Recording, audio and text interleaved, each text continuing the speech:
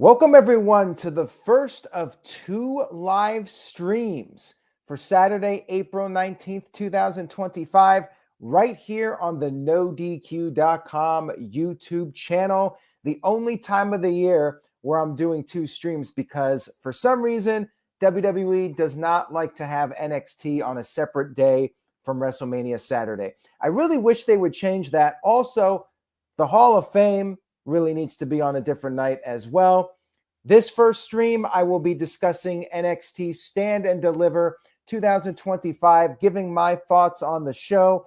Also, I will give my thoughts on the WWE Hall of Fame ceremony. I watched most of it. I did miss some of Triple H's speech because, well, it was over an hour long. It was a very long speech, and between sleep and trying to keep up on everything, there just wasn't enough time to watch the whole thing. But I will give my thoughts on what I saw. Shout out to everybody watching this. It's 4 o'clock Eastern time, and we still have more to go. But let's start off with NXT in Las Vegas at the T-Mobile Arena. Chat room, let me know your thoughts on the matches, what you liked, what you didn't like. We opened up with the kickoff match. Gigi Dolan and Tatum Paxley picked up the win. I actually missed part of this match because I was still watching Triple H's speech. They did win, and they will face the tag team champions on Tuesday, either Liv Morgan and Raquel or Bayley and Lyra Valkyria. We'll see what happens at WrestleMania. Now, let's get to our opening match. The battle of the former AEW superstars, Ricky Saints defending the North American Championship against Ethan Page. Good match here to kick off the show. Very solid match with these two. Competitive back and forth match with them. At one point, Saints went for a springboard clothesline. Page sidestepped him, and Saints crashed onto the announce table. That looked a bit brutal. And Page tried to target the back of Saints, put on the Boston Crab. But then Saints made a comeback, hit a tornado DDT, followed by a Michinoku driver. Page kicked out of that. And then Page regained the upper hand. He power slammed Saints. Saints was able to kick out. Crowd was into this, the back and forth of this match. They were chanting Tony fumbled, which is a reference to AEW president Tony Khan. And they were also chanting, thank you, Tony. So there you go. Page was able to hit the ego's edge. Saints once again kicked out, and then Saints recovered, and Saints finally got the win with the spear, followed by the Rochambeau. Saints successfully defends his North American Championship. I enjoyed it. Very nice performance by both of them, and a good showing for Ricky Saints, I should say, in his first NXT pay-per-view event. Next up, we had Nathan Frazier and Fraxium defending their tag team titles against Hank and Tank. I have never seen these guys wrestle in my entire life. I do not watch NXT on a weekly basis. This was my first exposure to them. They seem to have some potential. Definitely gave me Heavy Machinery vibes. You know, these two powerhouse, meaty guys. They might end up being something pretty big. I'm not sure how I feel about their attire, but in the ring, they were solid. Fraxium, of course, they're great. And this did feel like maybe the send-off for Fraxium. They've already been wrestling on the main roster. If you recall, Axiom had a match with Gunther a few weeks ago in Europe, and Frazier fought Ray Phoenix in Phoenix's debut. We might be seeing Fraxium on the main roster after this. Really good match here. Really solid tag team match between these two teams. Another competitive match. And several near falls, lots of high flying maneuvers. Hank and Tank using their meatiness, their power. There was one moment where Hank attempted a suicide dive and just ended up missing and just landing right smack in the middle of the announce table. It was crazy. Then Fraxium tried to get the win on Tank, but Tank kicked out. And then Fraxium did some more moves. They did the Spanish Fly and Phoenix Splash combo onto Tank, but Hank came back in after going onto the table and broke up the pin. And then Hank and Tank got rid of Axiom. They double teamed Frazier and got the 1-2-3 victory to become the new tag team champions. Like I said, I think this might be the end of Fraxium and NXT, which is fine. I mean, the main roster can definitely use some really good tag teams, and these guys, they're definitely more than ready for Raw or SmackDown. I would not be shocked if we see Fraxium on Raw or SmackDown this week. I really think this was the end of them. Shout out to Mike B. Mike B sent in a $5 super chat. Thank you for the super chat. I appreciate the tip. The tips are always appreciated, especially on WrestleMania weekend. This is quite the grind doing these streams every day, and then today doing 2 streams in one day. So the super chats are always appreciated, but even more so today. Although Mike B is testing my kindness here. He says the real main event of WrestleMania is Aaron Rift versus his arch rival Rift Aronson in a Hell in a Cell TLC match. I'll tell you what, you guys like to poke fun at me about Rift Aronson, but when the WWE 2K game, whatever the next one is, whatever comes out on Switch 2, I will record that match. I guarantee I will do it. Mike B, you have my word. I will create Aaron Rift versus Rift Aronson on the first WWE 2K game that comes out on Nintendo Switch 2. I will do that. You guys keep me to my word. That will be the return of Rift Aronson. Even if it's in digital form, I'll bring him back for that. So there you go, Mike B. Thank you for the super chat.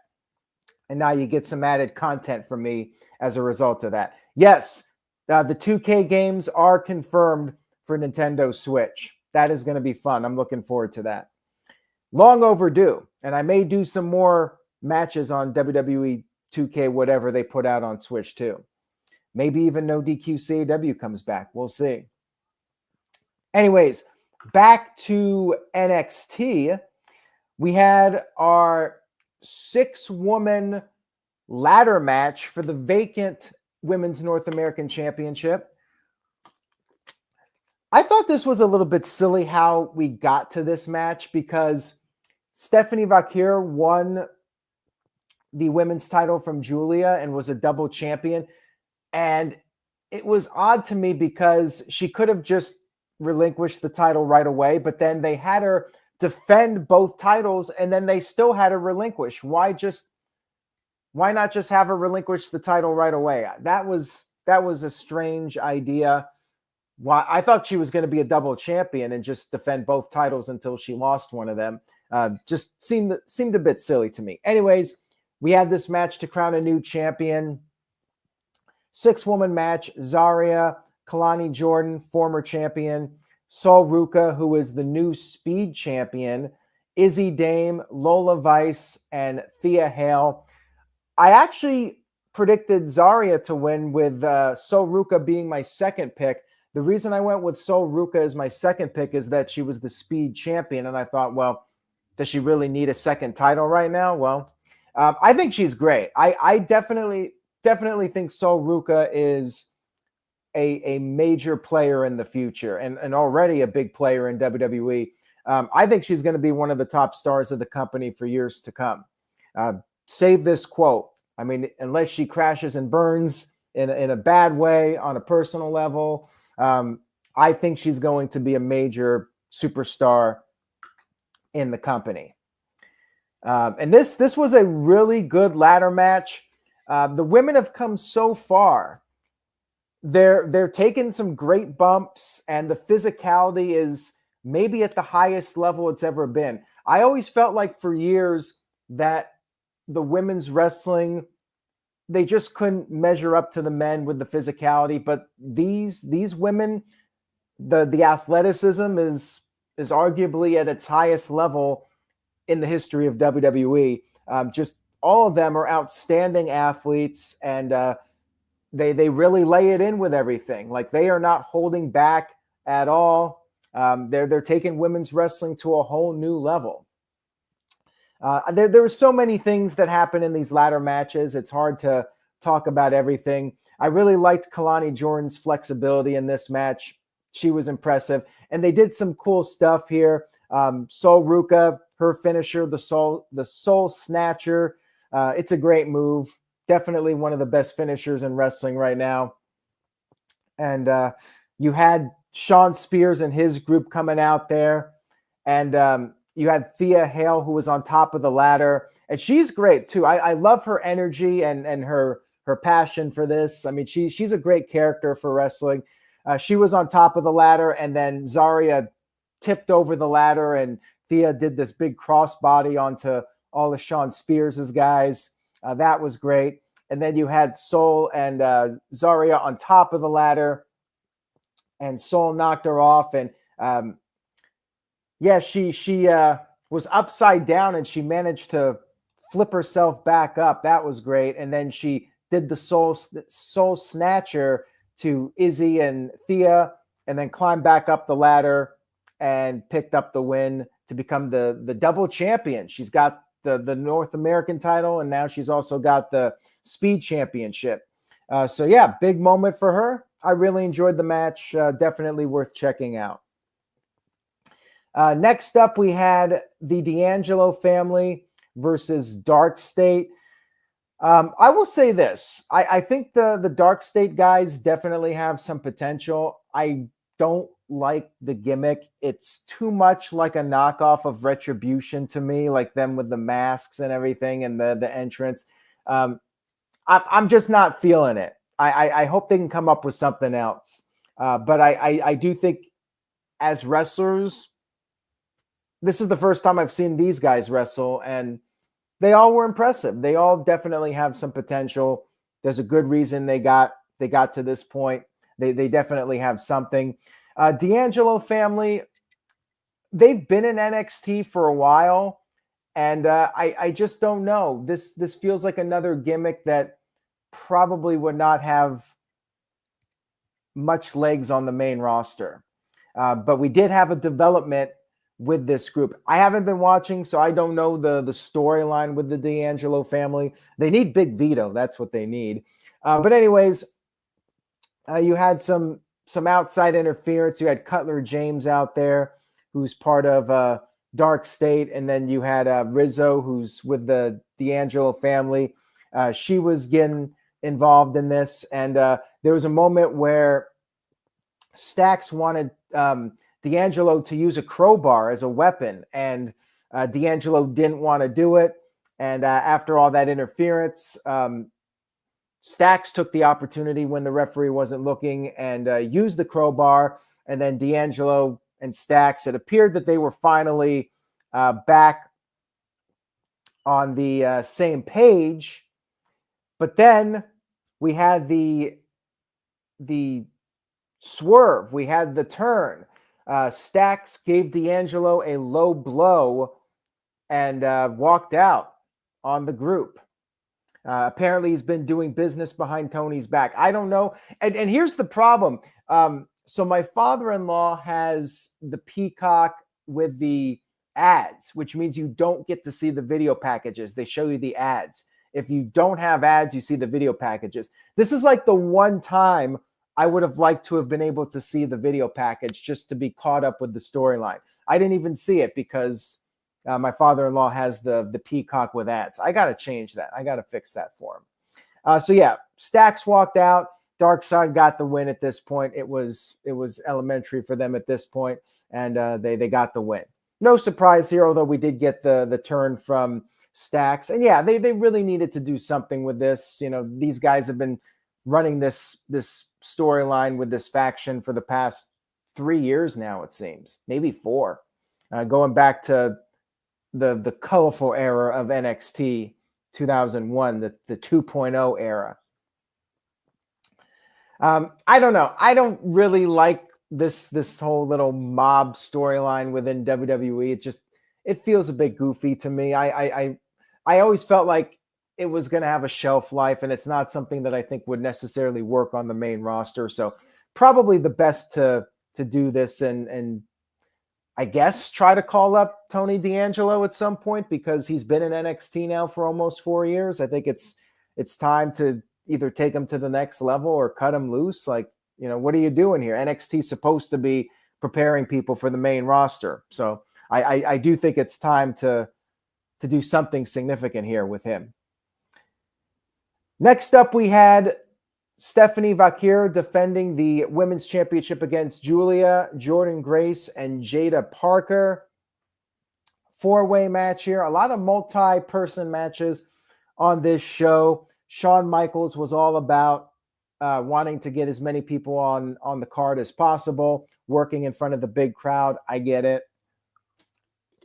But I'm a bigger fan of when they do like one-on-one matches, and I do like some multi-person matches to just give you some variety. But then when all the matches are multi-person, it just feels like, well, you don't really have any good storyline. So you're like, well, let's just do a multi-person match.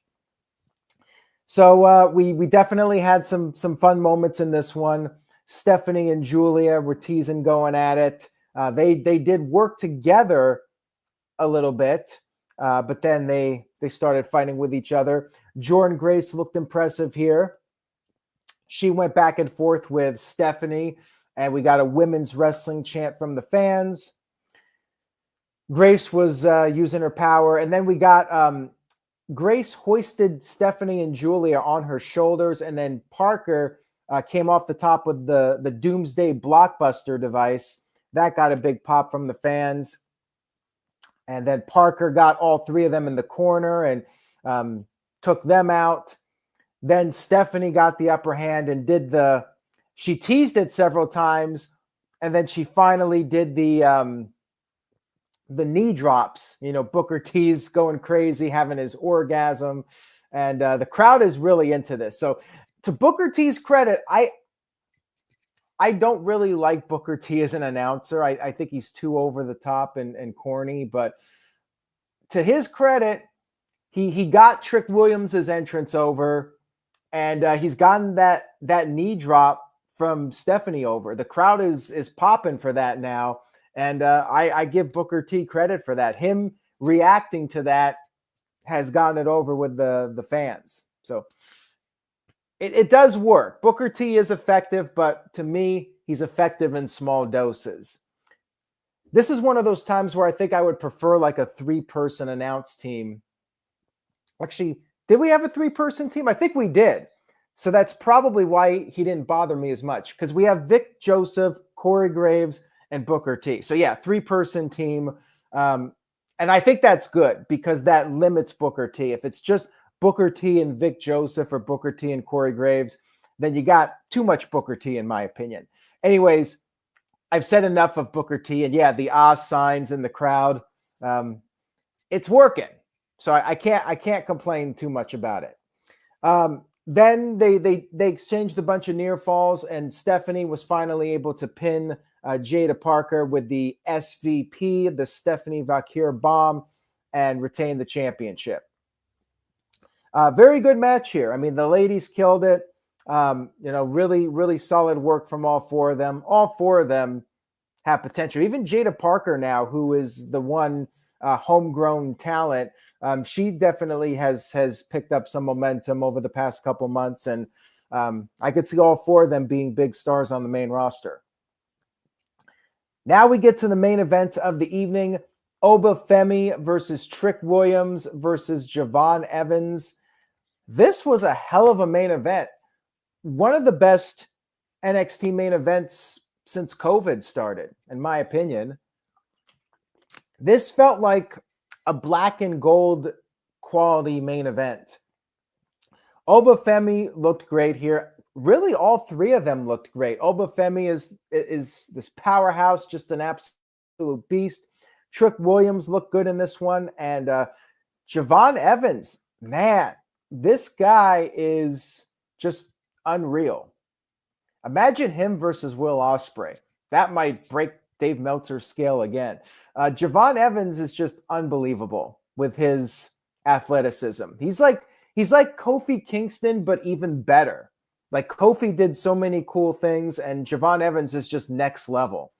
He's 20 years old. That's wild. 20 years old, and he's just doing so many things. Hopefully, his body holds up. 20 years old, doing all these crazy things. He definitely has the athletic build to do it, but of course, you think of guys like Darby Allin, all the insane things they do, and you're gonna burn out your body very quickly doing these things. So hopefully, he paces himself well, and he's taught well to wait for the right moments. But premium live event, main event, WrestleMania weekend. If there's a show where you're going to do all the crazy stuff, this is it. Matthew says Javon is like Kofi, Jeff Hardy, and Darby rolled into one. I mean, yeah, he is next level for sure. And a very well-worked triple threat matches. I always disliked the triple threat matches where you'd have two guys in the ring and then the one guy would just be laying outside dead. I always prefer the ones where all three are mixing it up and you're keeping the action moving with all three guys. Those are my favorite ones. And this was very much one of those types of matches where you did have moments where it was just two guys, but usually the third person would be in fairly quickly. And I really like that. Yeah, so many impressive things as far as Evans goes. Like he did this springboard moonsault on the outside from the bottom rope. That was really cool looking. The crowd was chanting, "This is awesome. Fight forever." We got the Tower of Doom spot, which always gets the big pop. And Obafemi was beating up both guys at the same time. He did a double spine buster, but then Evans came off the top with this double cutter to both guys. Just all around great stuff here. And Trick Williams, of course, got in some cool offense. And then both guys were on the outside of the ring, or all three were on the outside. Oba put Evans through the barricade, and then Trick put Oba through the announce table. He got Evans back in the ring, hit him with the trick shot, but then the referee got pulled out of the ring, or was grabbed at by Oba, so he couldn't make the count. And then Oba and Trick traded blows. Evans gained the upper hand again, and it was back and forth here. He came off the top with a splash onto Oba, but then he got hit with the trick shot, and then Oba recovered. Oba powerbomb Trick onto Evans, and then pinned Evans with the fall from grace powerbomb, and secured the 1-2-3 victory. Still your WWE NXT champion. And yes, the referee actually knocked down Oba in order to try and make the count. So yeah, that was a unique moment too, on a WWE Premium Live event. Great main event, and overall, really strong show. I mean, very entertaining NXT Premium Live event. I give it 9 out of 10. I mean, this was one of the best NXT pay-per-views since COVID. And when I say that, I mean since the black and gold era, because basically they transitioned to the 2.0 era, after the COVID shutdown 2001. One of the better NXT pay-per-views of the past 5 years, in my opinion. Definitely recommend checking it out. And it'll be interesting to see if anything from WrestleMania can hold up to the main event. That main event was awesome. And really, there was nothing bad on the show. Every match was good, if not great. Big thumbs up for the show. Now, let's talk about the Hall of Fame here for a few minutes. I liked the Hall of Fame from what I've seen. Again, I didn't catch all of Triple H's speech. I would strongly recommend that they put the Hall of Fame on a different night. I don't know why they didn't change it this year. In fact, they made it worse by airing it later than they usually do. I mean, before they were just doing it immediately after SmackDown, and now they did it 2 hours after SmackDown. It's too late, and the wrestlers, you could tell they were tired. You saw them nodding off, like them with their eyes closed. It went all over social media, all these pictures of Booker T and Eric Bischoff, like trying to keep their eyes open. I don't blame them. I mean, these guys are extremely busy. This is their busiest week of the year, and they have the biggest show of the year the next day. Like, let them rest. Why the hell are you having them out there for this? So that is something I think they need to change. WrestleMania is such a big extravaganza. Make it a full week event. You had Thursday night. You could have done the Hall of Fame on Thursday night.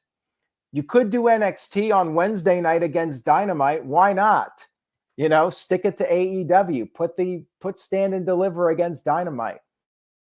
Why not? But they really should have every big event on a separate night. Like cramming it all together, it's too much. It's too much for the fans. You know, everybody wants to enjoy these shows and get the most out of them. And for the wrestlers, let them have time to recuperate and get some sleep. But let's talk about the actual speeches and everything. DDP started us off for the Lex Luger induction. DDP did a good job here. And Lex Luger actually stood up out of his wheelchair as it was teased. That was very cool. And Luger came off very humble, told a story about going to Walmart and how that changed his mindset about things. And it was a really good speech, and he kept it relatively short. He got to the point. Nice start to the Hall of Fame ceremony. Then we had The Undertaker with Michelle McCool. I think Michelle McCool was a solid wrestler for her era, but to me, she was not that big of a deal. I think AJ Lee was far and away the biggest influence as far as the women's revolution goes, and changing it from divas to superstars and making them more important. AJ Lee was way above everybody else. So she's the one that should be in the Hall of Fame. And I don't know why she's not. Obviously, CM Punk is back, so they're all on good terms. But yeah, Undertaker, he was good. You know, he put over his wife, as you would expect.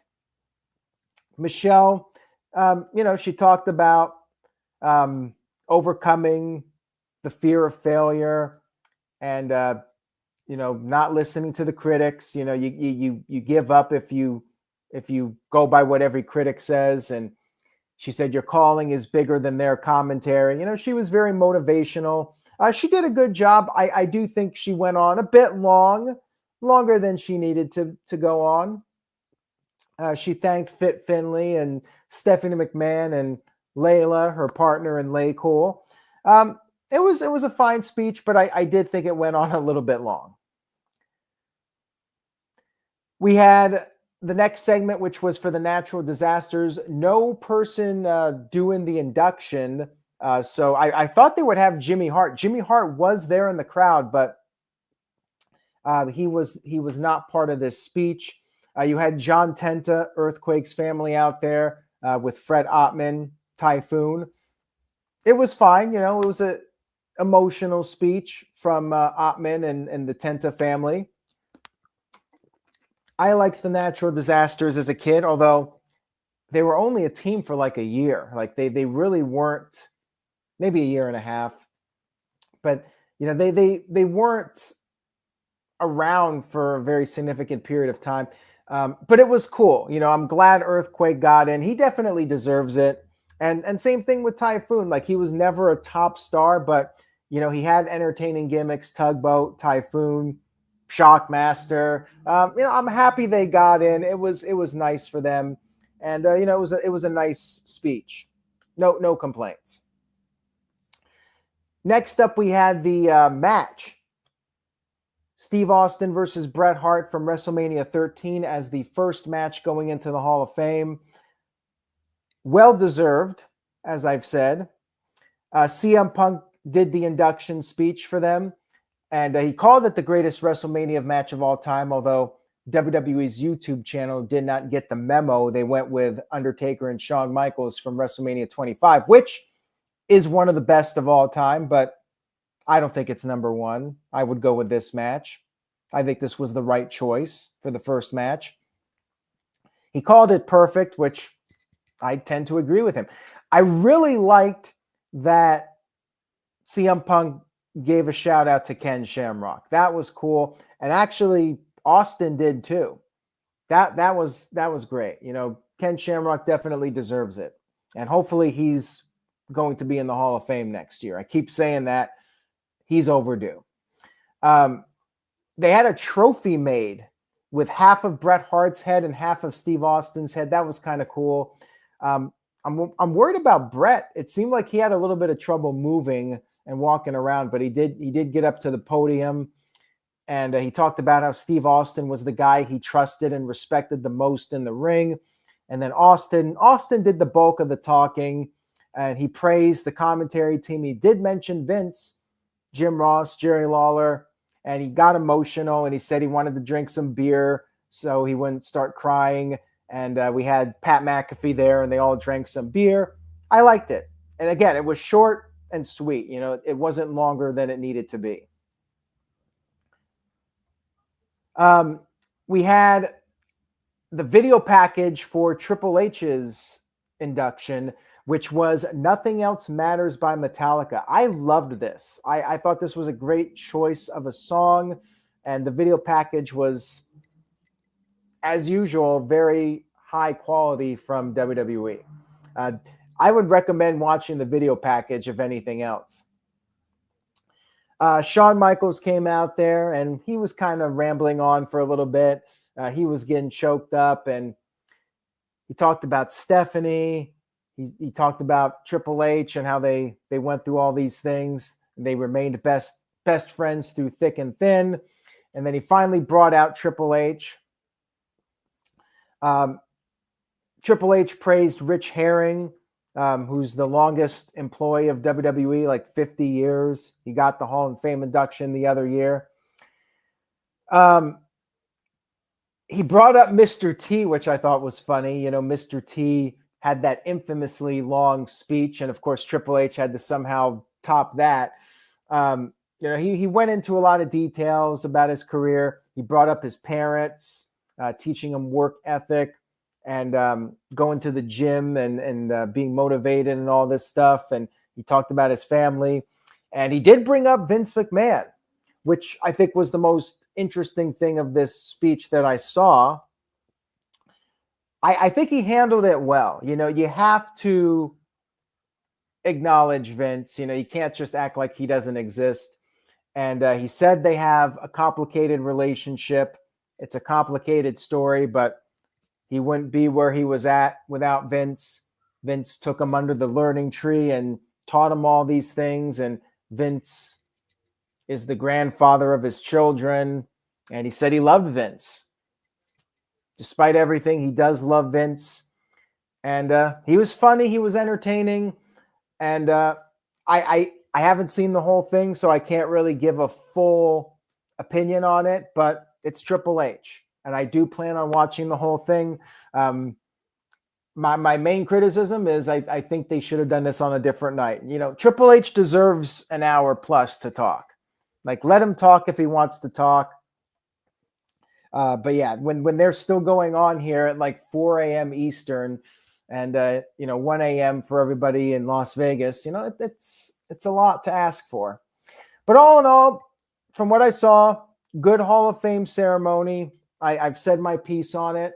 And maybe once I get to watch the rest of it, perhaps after WrestleMania, either tonight's stream or Sunday stream, I'll comment more on the Triple H segment. Thank you guys for watching this. I appreciate it. This is the first of 2 streams for Saturday, April 19th. I will be back after WrestleMania. We got WrestleMania Saturday. I am going to grab some dinner now. I hope you guys enjoy WrestleMania and spread the word. Let people know I'm doing the live stream tonight. Have them check out this one. Say yes to NoDQ.com, and I'll see you in just a little bit. Take care, everyone.